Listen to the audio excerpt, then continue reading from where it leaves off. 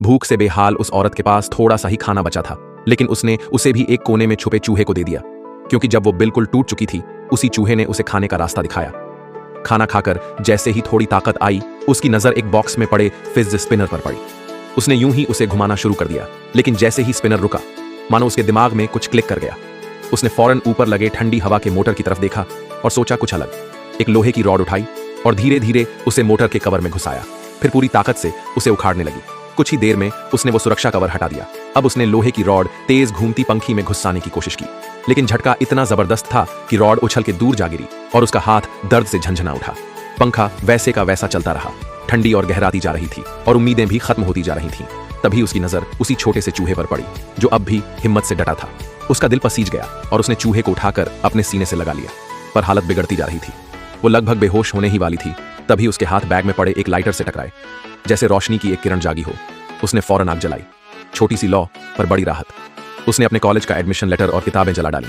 थोड़ी देर के लिए राहत तो मिली, लेकिन बंद जगह में धुआं भर गया। सांस लेना मुश्किल होने लगा, दम घुटने लगा। उसने झटपट आग बुझाई, लेकिन ठंड फिर से उसके जिस्म में उतर आई।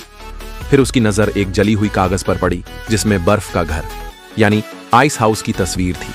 बस वहीं से उसे एक और आइडिया आया।